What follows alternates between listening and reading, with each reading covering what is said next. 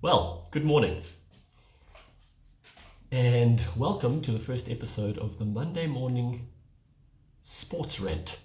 I'm going to quickly go over the big stories of the weekend and then rant about one or two others. I will also be announcing the Springbok team at the end of this report. I've tried my best to stay away from it. I've seen one or two things. It's very difficult when you're scrolling through the internet to stay away from certain things. But let's go through it together and see what changes he has made, which I'm sure he has after Saturday.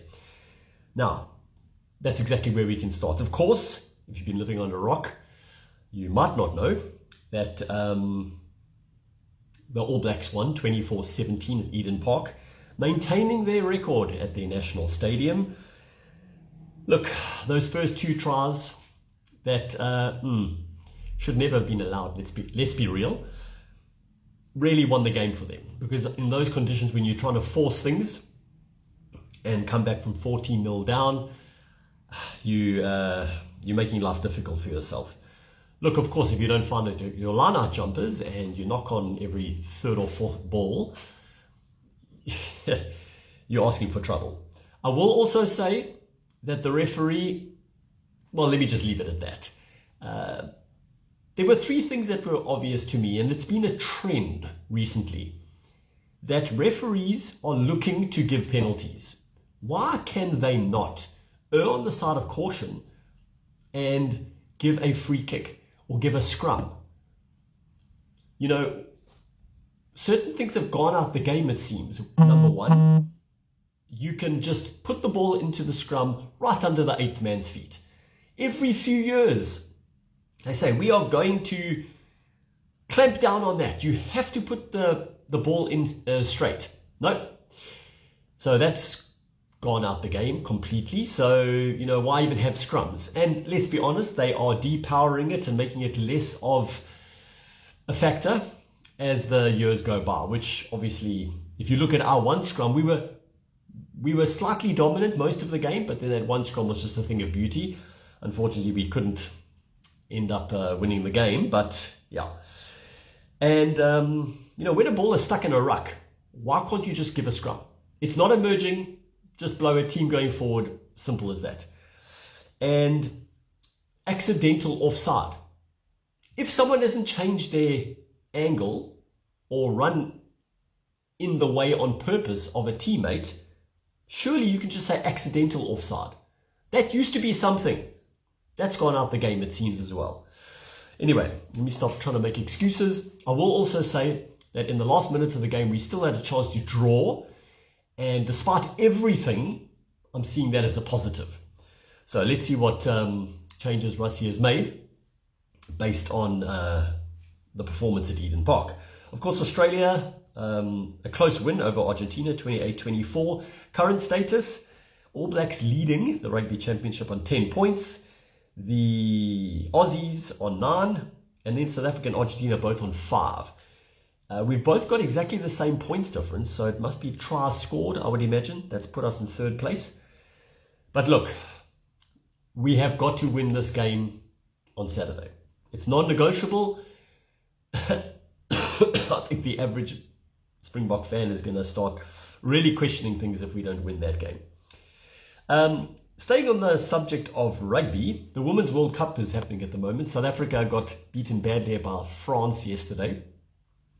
But we're still in the quarterfinals, but we will be playing New Zealand. So that'll be upset of the century if we win that one. These are on Saturday, followed by Canada, Australia, France, Ireland, and England, Scotland. So those are the 4 quarterfinals in the Women's World Cup.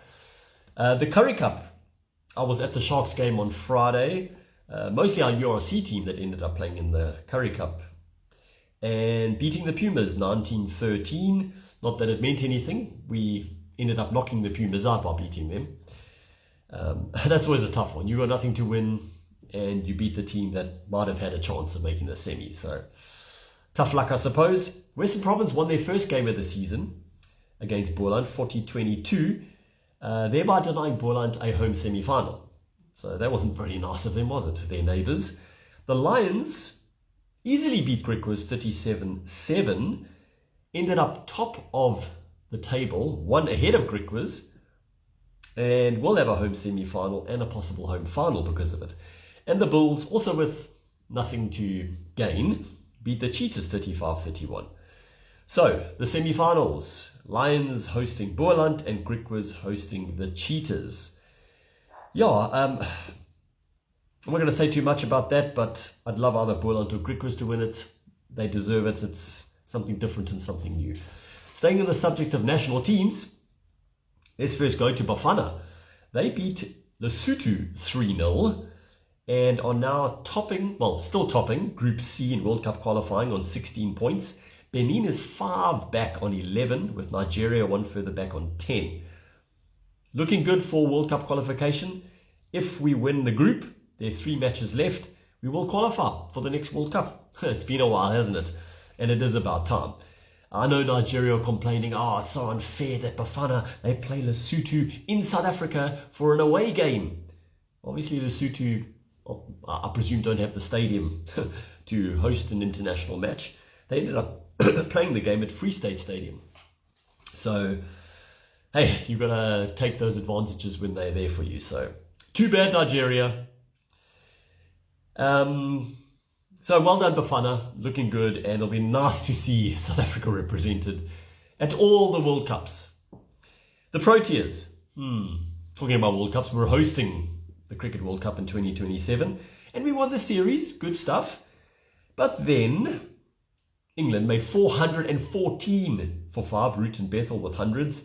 Bosch and Maharaj with 2 wickets each, but everyone got absolutely pummeled. And that's not even the issue. The issue has been bowled out for 72. Admittedly, only 9 wickets fell because Bavuma pulled some or other muscle again. He seems to be quite injury prone. Is he going to make the next World Cup? That's the question. I just hate the fact that that just seems like giving up. Against Australia, it was the same thing. We won the series and got absolutely toasted in the third. But yeah, let's move on from that. Formula 1. Verstappen winning the Italian Grand Prix, breaking the hold of the McLarens. But Norris was in second and Piastri in third. Leclerc, Russell and Hamilton. But Piastri still leading 324 points. Norris in second, 293, and Verstappen quite a bit further back on 230 in the driver's standings. Staying with motorsport, MotoGP. Catalonia Grand Prix, Alex Marquez beating out his brother to the checkered flag with Bastianini in third. But Mark is still way ahead in the riders standings, 487 with his brother on 305. So with his experience, that could be a foregone conclusion. And Bagnaia on 237. Brad Binder hasn't been in it recently. Don't know what the story there is. He's in the 11th place overall, 95. Didn't even finish the Grand Prix. US Open, Alcaraz wins his 6th Grand Slam title over Sinner. He also won Roland Garros earlier this year. Come on, Novak, you can win one more, please. One more, then retire. And then Rory McIlroy winning the Irish Open. Of course, that is his national open in a playoff. He's in good form ahead of the Ryder Cup. Okay, that's enough of that. Let's get to this Bok team, because I'm running out of time here on this this recording. And of course, Gmail wants to update now. Come on. Erasmus. Names, new look, backline for second All Black test. Let's quickly go through it. Okay, I hate starting at 15. I think it's a ridiculous way of doing it. Oxen Chair, Malcolm Marks, Thomas Tutoy. Okay, interesting. I thought Volker would start. Loop de Jach and Ruan Norkia. Okay, it's a bit. Sia Khaleesi back at 6 with Peter Steff. Jasper Wiese thought he'd come in. He's at 8.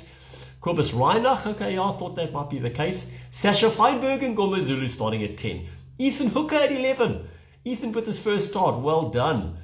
When I interviewed him a few years ago, I thought this guy's going to be big. Damian Willems at 12. Yes, I've been calling for that. Damian Willems at 12. Finally, Caden at 13. Woo. Colby 14 and Fussy at 15. Interesting selections.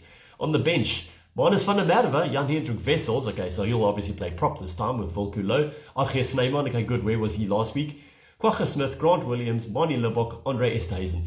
Interesting selections. Looking forward to the game.